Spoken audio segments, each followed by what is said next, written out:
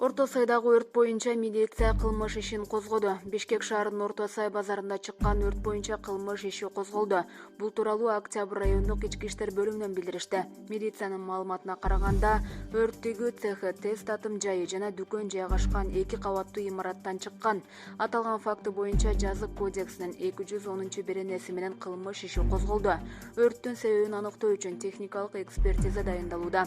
Райондук милиция бул жерде өрт коопсуздугу боюнча тартип бузуулар болгонун, экологиялык жана техникалык коопсуздук боюнча мамлекеттик инспекциясына маалымат берип, рейд жүргүзүү өтүнүч менен кайрылганы айтылды.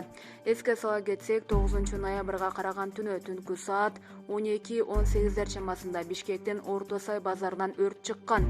Өрт түнкү саат 2:16 чектөөгө алынып, толугу менен эртең мененки саат 9 өчүрүлгөн. Булак Спутник KG. Садыр Жапаров 100 000 сомго чейин насыя алган үй бүлөлөргө өкмөт жардам берет. 100 000 сомго чейин насыя алган үй бүлөлөргө өкмөт жардам берет. Бул тууралуу президенттин милдетин аткаруучу жана премьер-министр Садыр Жапаров Нарын облусуна барган сапарында элдин алдында сүйлөп жатып айтты. Анын айтымында мамлекет жалпы 600 000 үй бүлөгө көмөк көрсөтөт. 100 000 сомго чейин насыяны адатта жашоо шарты начарлар алышат. Алардын 3 айлык пайызына жардам берели деп чечтик. Андан жогорку сумма алгандарга көмөк көрсөтүүгө өкмөттүн күчү жетпейт экен. Бул маселени чечүү үчүн 15 күндөй убакыт сарпталып, кечээ ал чечилди. Каржы булактарын таптык. Ага бюджеттен 1 миллиард 200 миллион сом сарпталары маалым болду. Жалпы 600 000 үй бүлөгө жардам беребиз, деди Жапаров.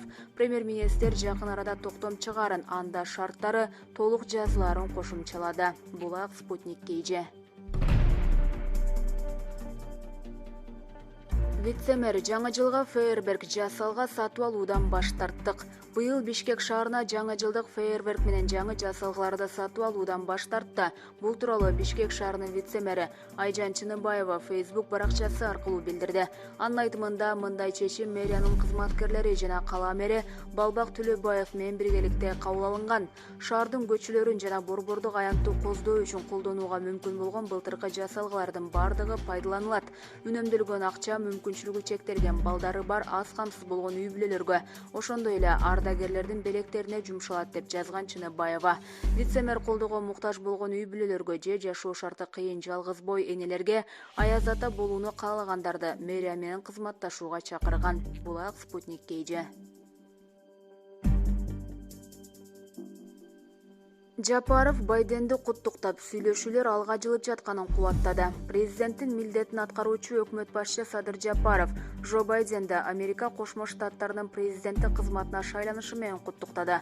Бул тууралуу президенттин маалымат кызматы 9-ноябрда кабарлады. Жапаровдун куттуктоо катында бүгүн АКШ өзүнүн өнүгүүсүнүн тарыхый этабында турат жана сиздин жетекчилигиңиз менен Америка эли жаңы бийиктиктерге жетет деп терең ишенем. Кыргыз Республикасы Кыргыз-Америка мамилелерин өзара пайдалуу өнүктүрүүгө дайыма өзгөчө көңүл буруп келет. Кызматташуу жөнүндөгү негизги келишимдин долбоору боюнча сүйлөшүүлөр алга жылып жатканын зор канааттануу менен белгилейм.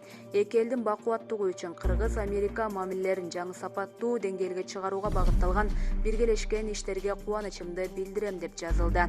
АКШда 3-ноябрда өткөн шайлоодо мурдагы вице-президент Джо Байден жеңгени 7-ноябрда белгилүү болду. Булак Азаттык. Садык Шернияз президенттик шайлоого катышаарын жарыялады. Жогорку кеңештин Ата Мекен фракциясынын мурдагы депутаты Садык Шернияз президенттик шайлоого катышаарын жарыялады. Бүгүн 9-ноябрда ал Facebooktагы баракчасы аркылуу кайрылуу жолдоп, парламентаризм багытын жоготууга каршы экенин жана аны коргой турганын билдирди.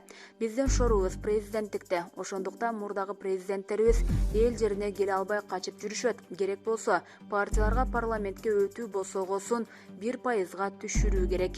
Кыргызстанда 4-октябрда кезектеги парламенттик шайлоо өтүп, анын жыйынтыгына нааразы болгон 10 чакты саясий партия 5-октябрда Бишкекте митинг өткөргөн. Митинг башаламандыкка айланып, кийин бул окуя бийликтин алмашуусуна алып келген. Азыр президенттин милдетин башаламандык убагында тарапкерлери түрмөдөн бошотуп алган премьер-министр Садыр Жапаров аткарып жатат. Жапаров өзү да президенттик шайлоого катышаарын 26-октябрда жарыялаган. Борбордук шайлоо комиссиясы мөөнөтүнөн мурда президенттик шайлоону келерки жылдын 10 январына белгилеген. Булак Азаттык.